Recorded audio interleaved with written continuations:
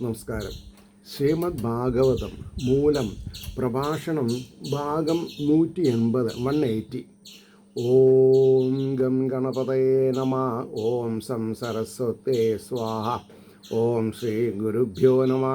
ഓം ശ്രീ രംഗനാഥ ശർമ്മണേ നമഃ. നാരായണ നാരായണ നാരായണ നാരായണ നാരായണ നാരായണ നാരായണ നാരായണ നാരായണ നാരായണ നാരായണ. ഓം ശ്രീകൃഷ്ണാർപ്പണമസ്തു. ഓം ശ്രീകൃഷ്ണായ പരബ്രഹ്മണേ നമഃ. ഓം ശ്രീകൃഷ്ണായ പരമാത്മനേ നമഃ. ഹരേ രാമ രാമ രാമ ഹരേ ഹരേ, ഹരേ കൃഷ്ണ കൃഷ്ണ കൃഷ്ണ ഹരേ ഹരേ. ശ്രീമദ് ഭാഗവതം മൂലം ഭാഗം 180. ഇന്ന് ഗുരുവായൂർ ഏകാദശിയാണ്. 11/12/2024. ഈ ഒരു ദിവസത്തെ പ്രധാനം വാക്കുകളാൽ വിവരിക്കാൻ പറ്റില്ല.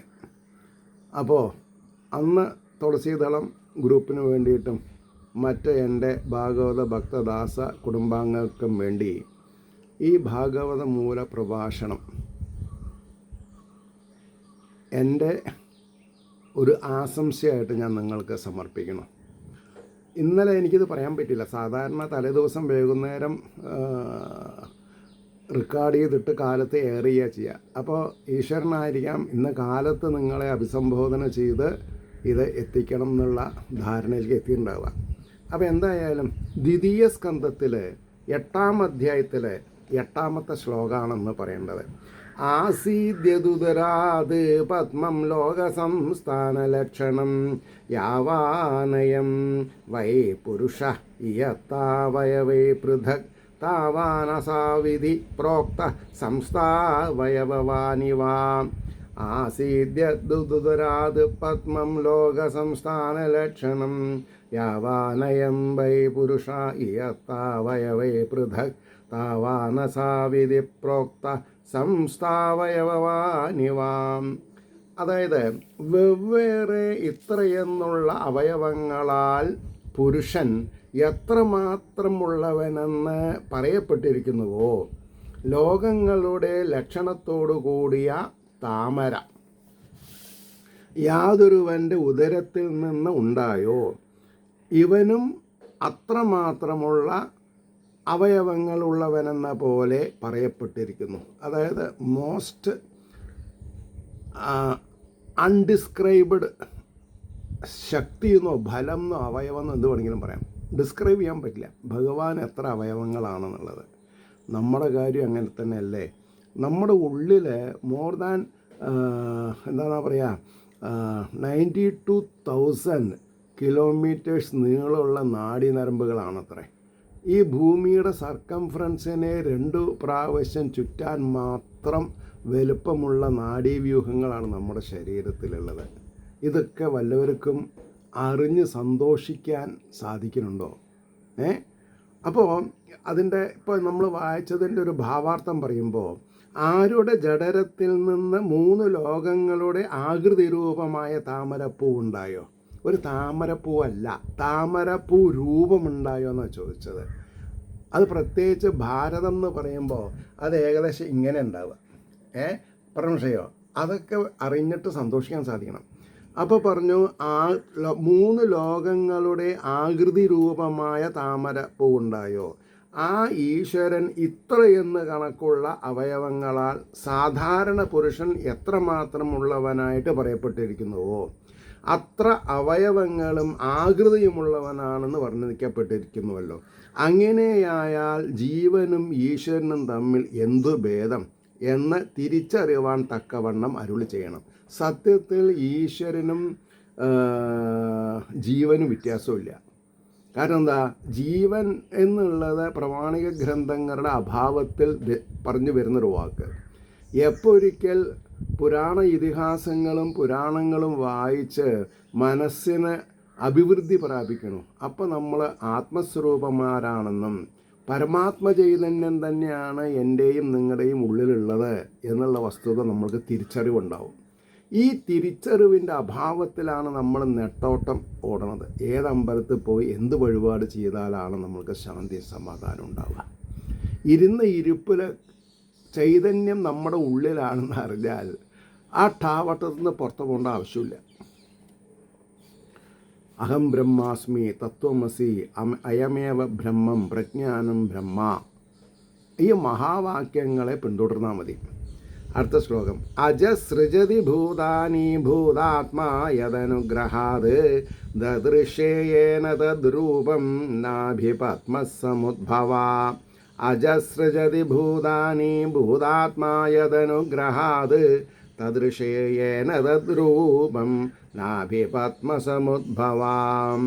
നാഭികമലത്തിൽ നിന്നുണ്ടായവനും ഭൂതങ്ങളുടെ ആത്മാവുമായ, ശ്രദ്ധിക്കണം, എല്ലാ ജീവജാലങ്ങളുടെയും ആത്മാവ് തന്നെയാണ് എൻ്റെയും നിങ്ങളുടെയും. ബ്രഹ്മാവ് യാതൊരുവൻ്റെ അനുഗ്രഹത്താൽ ഭൂതങ്ങളെ സൃഷ്ടിക്കുന്നു.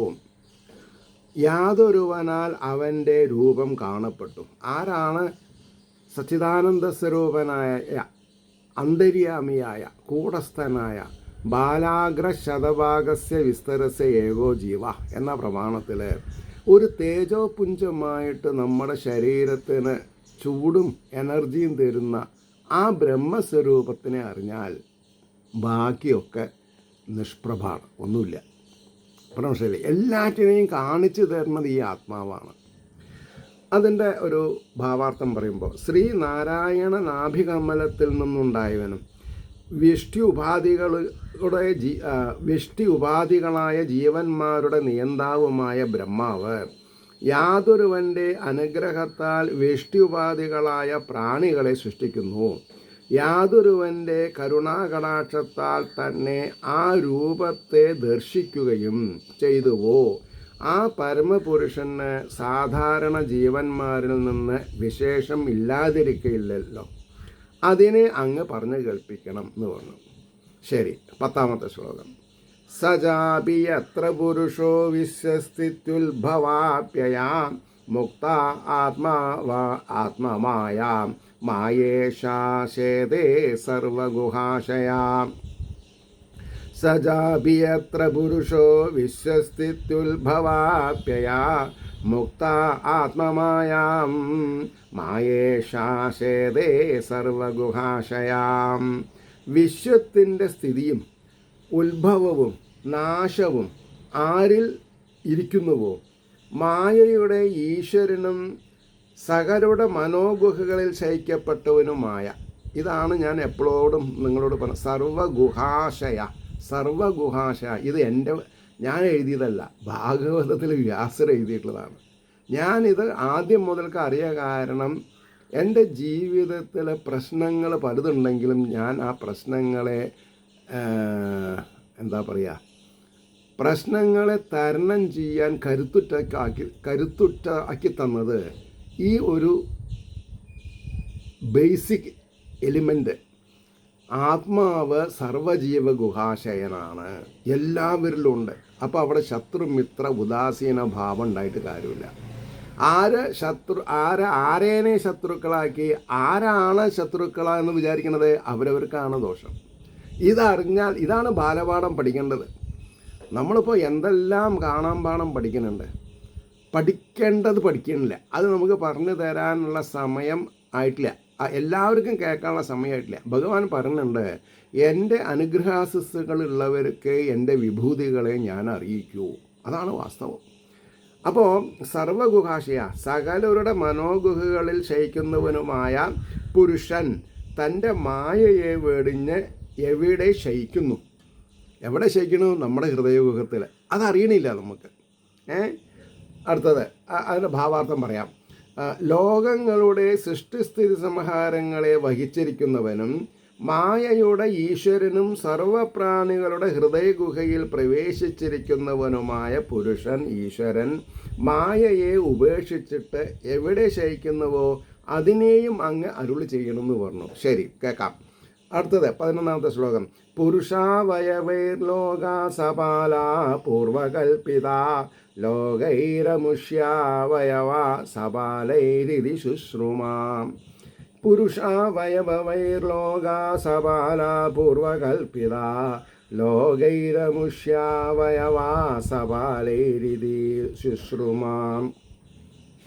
പറയണു, പുരുഷൻ്റെ അവയവങ്ങളാൽ ദിക്പാലകന്മാരോട് കൂടിയ ലോകങ്ങൾ പൂർവകൽപ്പിതങ്ങളായി എന്നും ദിക്പാലന്മാരോട് കൂടിയ ലോകങ്ങളാൽ ഇവൻ്റെ അവയവങ്ങൾ കൽപ്പിതങ്ങളായി എന്നും ഞങ്ങൾ കേൾക്കുന്നു.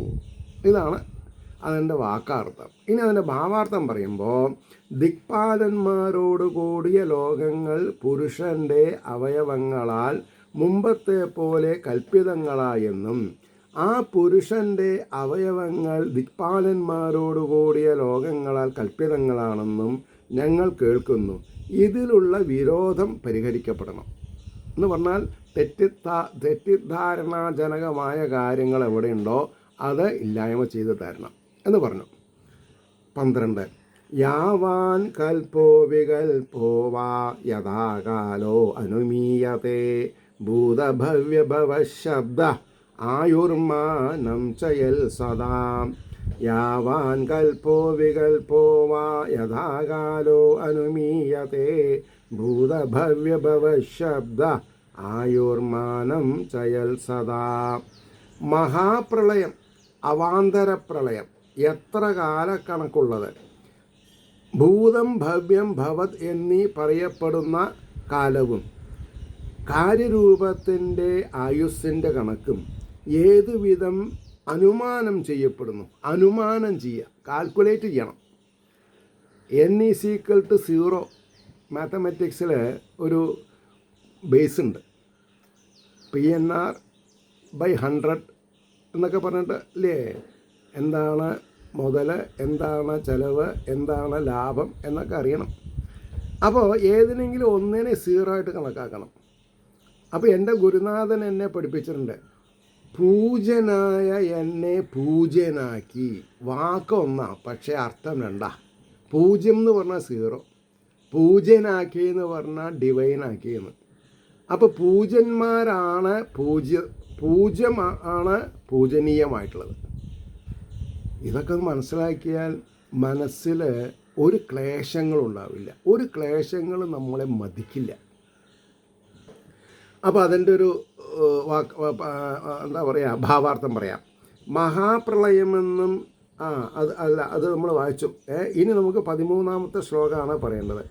കാലസ്യാനുഗതിര്യാതു ലക്ഷ്യത്തെ അണ്ണീ ബൃഹത്യഭി യാവത്യ കർമ്മഗതയോ യാദൃശീർദ്വിജസത്തമാം. കാലസ്യാനുഗതിര്യാതു ലക്ഷ്യത്തെ അണ്ണീ ബൃഹത്യഭി യാവത്യ കർമ്മഗതയോ യാദൃശീർദ്വിജസത്തമാം. സൂക്ഷ്മവും മഹതിയുമായ കാലത്തിൻ്റെ പ്രവൃത്തി യാതെന്നോ അത് എങ്ങനെ കാണപ്പെടുന്നു? ബ്രാഹ്മണശ്രേഷ്ഠ, കർമ്മത്താൽ പ്രാപ്യങ്ങളായ സ്ഥാനങ്ങൾ, കർമ്മം കൊണ്ട് പ്രാപ്യങ്ങളായ സ്ഥാനങ്ങൾ എത്ര, ഏത് വിധമുള്ളവ? കർമ്മം ചെയ്യാണ്ട് ഒരു ദേവനും ദേവിയും നമ്മളെ അനുഗ്രഹിക്കണില്ല. അതാണ് ഇതിൻ്റെ സത്യാവസ്ഥ. ആരൊക്കെ നന്നായിട്ടുണ്ട് അവരുടെ പിന്നിലൊരു വിയർപ്പുണ്ട്. ആ വിയർപ്പാണ് അവരുടെ സമ്പാദ്യം. വിയർക്കാണ്ട് പണിയെടുക്കാൻ പറ്റില്ല. ഇത് മനസ്സിലാക്കി വിചാരിച്ചാൽ ആരും അലസതകളായിട്ട് ഏതൊക്കെ അമ്പലത്തിൽ എന്നൊക്കെയാണ് മഹാപ്രസാദം അതടിച്ച് വീട്ടിനും നാടിനും ഗുണമില്ലാണ്ട് ജീവിക്കില്ല. സത്യം ഞാൻ പറഞ്ഞത്. നല്ല കർമ്മങ്ങൾ ചെയ്യൂ. ധാരാളം കാശുള്ളവർ മഹാഭാഗവതം ഒരു 100 എന്ന് പറയുമ്പോൾ മര്യാദയുടെ സംഖ്യ ഒരു 1.5 ലക്ഷം രൂപയും അർത്ഥസഹിതം വാങ്ങിയിട്ട് 100 ആൾക്ക് കൊടുക്കുക.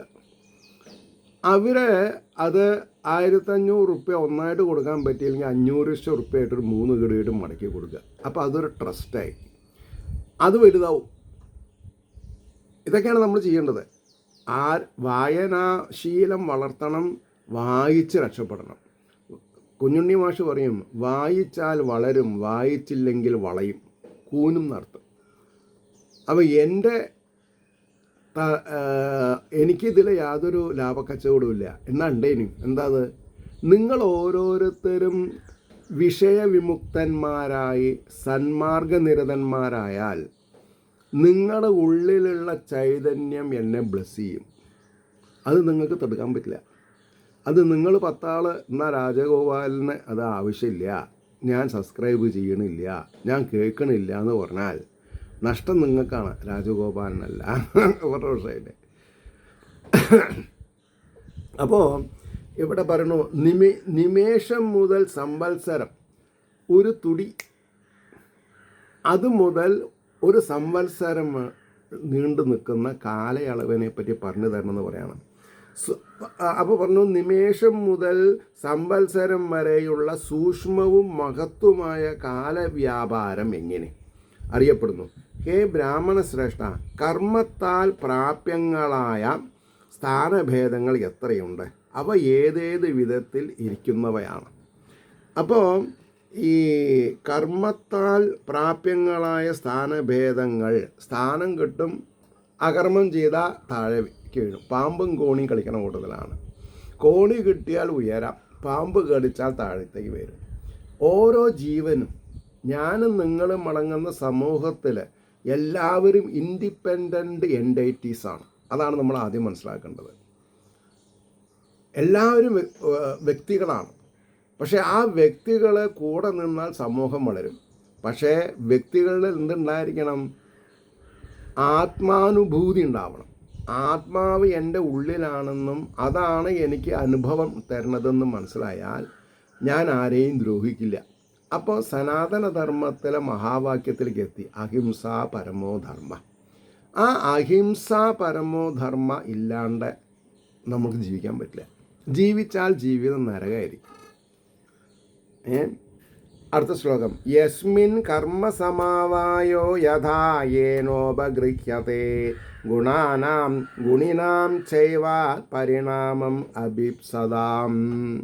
യസ്മിൻ കർമ്മസമാവായോ യഥാ യേനോപഗൃഹ്യത്തെ ഗുണാനാം ഗുണിനാം ചൈവ പരിണാമം അഭിപ്സതാം. ഗുണങ്ങളുടെ പരിണാമത്തെ, ഞാനും നിങ്ങളും ചെയ്യുന്ന കർമ്മത്തിൻ്റെ പരിണാമത്തെ ഇച്ഛിക്കുന്ന ഗുണികളുടെ മധ്യത്തിൽ, ഗുണികളെന്ന് പറഞ്ഞിട്ടുണ്ടെങ്കിൽ സൗഖ്യം അനുഭവിക്കാൻ പറ്റിയ കർമ്മം ചെയ്തവൻ, സത്പ്രവർത്തികൾ ചെയ്തിട്ടുള്ളവൻ, മധ്യത്തിൽ ഏതൊരുവനിൽ ഏതുവിധം എന്തു കാരണത്താൽ കർമ്മസമുദായം ഉപഗ്രഹിക്കപ്പെടുന്നു. അവിടെ ഉപഗ്രഹിക്കപ്പെടുന്നു എന്ന് പറഞ്ഞാൽ ഗ്രഹിക്കപ്പെടുന്നു എന്നർത്ഥം, ധരിക്കപ്പെടുന്നു എന്നാണ്. അപ്പം മറ്റുള്ളവരുടെ കർമ്മത്തെപ്പറ്റി ആധികാരികമായിട്ട് വിലയിരുത്താൻ നമ്മൾക്ക് സാധിക്കണം. അപ്പോൾ ആദ്യം നമ്മുടെ കർമ്മത്തെ വിലയിരുത്താൻ നമ്മൾക്ക് സാധിക്കണം. ഞാൻ സത്കർമ്മങ്ങളെ കൊണ്ട് നന്നായിട്ടുണ്ടോ, അത് ഞാൻ മറ്റുള്ളവർക്ക് എത്തിക്കണം. അല്ലെങ്കിൽ എന്താ ദോഷം? ആശ്രയദോഷം. അറിവുണ്ടായിട്ട് പറഞ്ഞിട്ടില്ലെങ്കിൽ ആ അറിവ് ഞാൻ കാലാന്തരപ്പെടുമ്പോൾ എവിടെ പോവും? ഈ അന്തരീക്ഷത്തിലുണ്ട്. അത് ആർക്കെങ്കിലും നോണ്ടണമെങ്കിൽ നോണ്ടിയാൽ യൂട്യൂബിൽ കിട്ടും. അപ്പം ഞാൻ ചെയ്തിട്ടുള്ളത് കാലാനുകാലം ആൾക്കാർക്ക് ക്ഷേമം ഉണ്ടാക്കത്തക്ക വിധത്തിലുള്ള ഒരു NGO പ്രസ്ഥാനം നോൺ പ്രോഫിറ്റബിളാണ്. എന്നാലോ എനിക്ക് ശാന്തിയും സമാധാനം അങ്ങേയറ്റം ഉണ്ടാവുകയും ചെയ്യും. അതാണല്ലോ ആവശ്യം. അത് കാശുകാരന് എവിടെയും പോയി വാങ്ങാൻ പറ്റില്ല.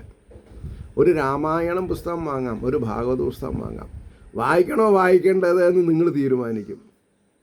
വായിച്ച അർത്ഥം മനസ്സിലാക്കിയവൻ രക്ഷപ്പെടും, അല്ലാത്തവൻ രക്ഷപ്പെടാൻ പോകില്ല. അതുകൊണ്ടാണ് പറഞ്ഞത്, സത്വാദി ഗുണങ്ങളുടെ പരിണാമാവസ്ഥയായ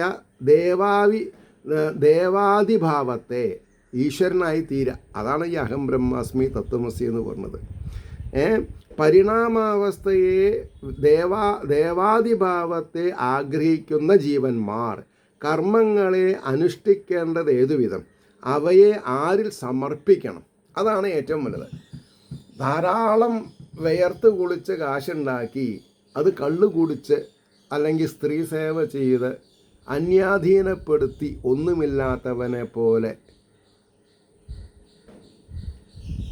ശപിക്കപ്പെട്ട ജീവാത്മാവായി തീരരുത്. വയർത്ത് കുളിച്ച് കിട്ടിയിട്ടുള്ള കാശ് കൊണ്ട് സ്വന്തം കൺകണ്ട ദൈവങ്ങളായിട്ടുള്ള അച്ഛനമ്മമാരെ അമ്മയച്ഛന്മാരെ സംപ്രീതിപ്പെടുത്തി തൻ്റെ സഹോദരി സ്ഥാനത്തുള്ളവരുടെ വെൽബീയിങ്സിന് ഞാൻ ശ്രദ്ധവാനാണ് എന്ന് അവരെ ബോധിപ്പിക്കുന്ന രീതിയിൽ ജീവിക്കാൻ സാധിച്ചാൽ ആ വ്യക്തി ആ വീടിനും ആ സമൂഹത്തിനും ഗ്രാമത്തിനും പട്ടണത്തിനും രാജ്യത്തിനും കേമനായിരിക്കും. അല്ലാതെ കണ്ട് ഒരു വ്യവസ്ഥാപിതമായ ഭരണ ചട്ടക്കൂട്ടിൽ ഇരുന്നു കൊണ്ട് മറ്റുള്ളവരെ ഭരിക്കാൻ സമ്മതിക്കാതെ കണ്ടിരിക്കുന്നത് നരകപ്രാപ്തിയെ വിളിച്ചു വരുന്ന കാര്യങ്ങളാണ്. ഇത് ഞാൻ രാഷ്ട്രീയമല്ല പറഞ്ഞത്, രാഷ്ട്രബോധം നിങ്ങൾക്ക് ഉണ്ടാവാൻ വേണ്ടി പറഞ്ഞു എന്ന് മാത്രം. അപ്പം എന്തായി 15ാമത്തെ ശ്ലോകം? ഭൂപാതാളകുവ്യോ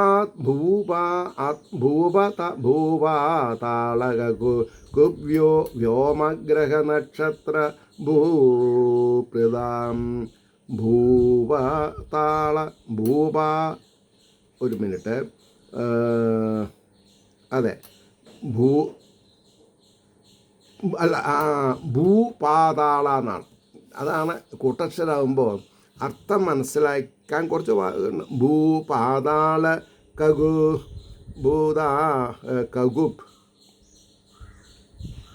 കഗുബ് വ്യോമ ഗ്രഹ നക്ഷത്ര ഭൂഭൃതാം സരിൽ സമുദ്രദീപാനാം സംഭവശ്ചൈതദോഗസാം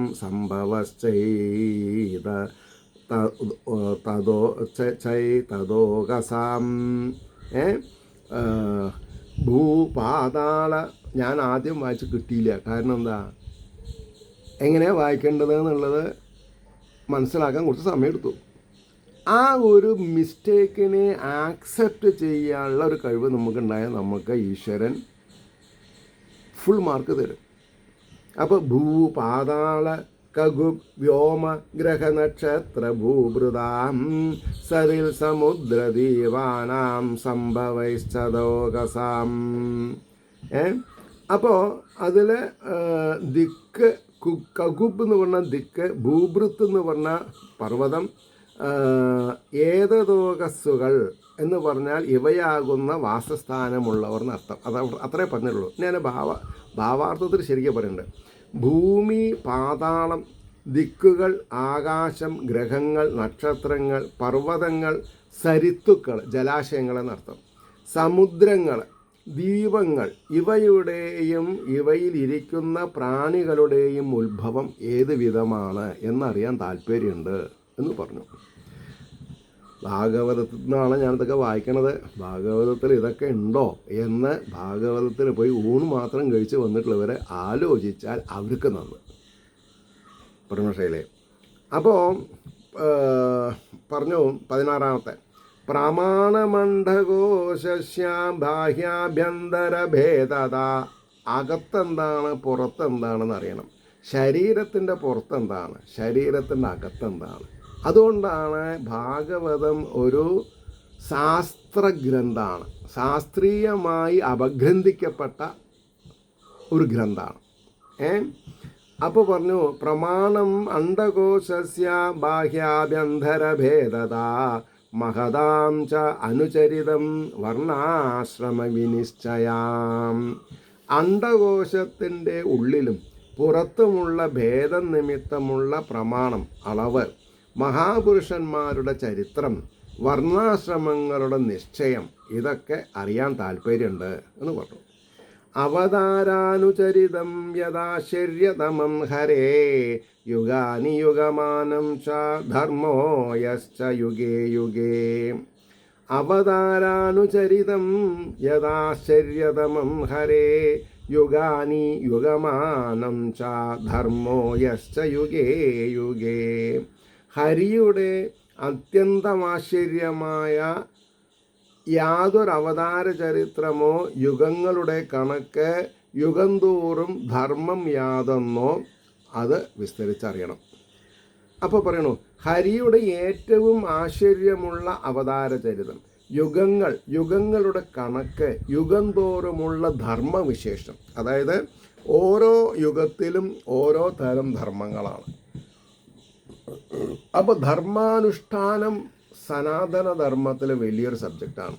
ധർമ്മത്തെ അനുഷ്ഠിക്കാതെ കണ്ട് ഹൗ ക്യുക്ക് പണക്കാരനാവാം എന്നുള്ളത് ഭാഗവതം ആക്സെപ്റ്റ് ചെയ്യണില്ല. കാരണം സമ്പത്ത്, ശരിയായ സമ്പത്ത് വിദ്യയാണ്. എന്താ വിദ്യ?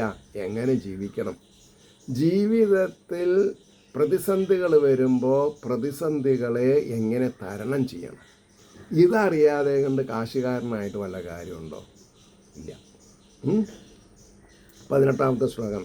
നൃണാം സാധാരണോ ധർമ്മ സവിശേഷശ്ച യാദൃശാ ശ്രേണീനാം രാജർഷീണാം ച ധർമ്മകൃശ്രേഷു ജീവതാം. നൃണാം സാധാരണോ ധർമ്മ സവിശേഷശ്ച യാദൃശാ ശ്രേണീനാം രാജർഷീണാം ച ധർമ്മകൃശ്രേഷു ജീവതാം. മനുഷ്യരുടെ സാമാന്യമായ ധർമ്മവും വിശേഷധർമ്മവും ഏതുവിധമുള്ളത്? ഓരോ വ്യാപാരങ്ങളിൽ ഏർപ്പെട്ടു ജീവിക്കുന്നവരുടെയും രാജർഷികളുടെയും സങ്കടങ്ങളിൽ അകപ്പെട്ട് ഉപജീവിക്കുന്നവരുടെയും ധർമ്മം എന്താണ്? അപ്പോൾ സങ്കടങ്ങളിൽ പെട്ടാൽ സങ്കടം വിമുക്തനാവുക എങ്ങനെ? അതറിയണം. എത്ര ആൾക്കറിയും? സങ്കടം വരുമ്പോൾ മരുന്ന് കഴിച്ചിട്ട് ഉറങ്ങിയിട്ട് കാര്യമില്ല, കള്ള് കുടിച്ച് ബോധമില്ലാണ്ടിരുന്നിട്ടും കാര്യമില്ല. പഠനശൈലി ഇത് പറയുമ്പോൾ നിങ്ങൾക്ക് വിദ്വേഷം ഉണ്ടായാൽ എനിക്ക് ബാധകമല്ലേ? ഇനി അതിൻ്റെ ഒരു ഭാവാർത്ഥമുണ്ട്. അതെന്താ? മനുഷ്യരുടെ സത്യാദി സാധാരണ ധർമ്മം. നമ്മൾ വിചാരിച്ചത് സത്യം പറയുക വിശേഷപ്പെട്ട സമയത്തെ പാടൂ. അങ്ങനെയല്ല. മനുഷ്യരുടെ സത്യാദി സാധാരണ ധർമ്മം, അവരൊക്കെ രക്ഷപ്പെടും. സത്യത്തിനെ പുൽകാത്തവനൊക്കെ നരകം പ്രാപിക്കും. കാരണം എന്താ? ഈശ്വര നിശ്ചയം എങ്ങനെയാണ്? ആരാണ് ഇത് ഡിസൈഡിങ് ഫാക്ടർ? അവരവരുടെ ഉള്ളിലുള്ള ജീവനാണ്. അല്ലാണ്ട് മുൻസിഫ് മജിസ്ട്രേറ്റോ സെഷൻസ് കോർട്ടോ ഡിസ്ട്രിക്ട് കോർട്ടോ ഹൈക്കോർട്ടോ സുപ്രീം കോർട്ടിലൊന്നും എനിക്ക് വിശ്വാസമില്ല. കാരണം എന്താ? അവിടെയൊക്കെ ആശ്രിതരാണ് പ്ലീഡർമാർ, അല്ലാന്ന് പറയാൻ സമ്മതിക്കില്ല. അപ്പോൾ സമൂഹം നന്നാവണമെങ്കിൽ വ്യക്തികൾ നന്നാവണം. വ്യക്തികൾ നന്നാവണമെങ്കിൽ സത്യാദി സാധാരണ ധർമ്മത്തിൽ ജീവിക്കുന്നവരെ രക്ഷപ്പെടും. അപ്പോൾ പറഞ്ഞു ശമാദികളായ വിശേഷധർമ്മങ്ങൾ. ശമം, ആരെങ്കിലും എന്തെങ്കിലും പറയുമ്പോൾ വികാരം കൊള്ളാണ്ട് വിചാരം കൊണ്ടിരുന്നാൽ മതി. അതിനാണ് ശമം എന്നൊക്കെ പറയാം.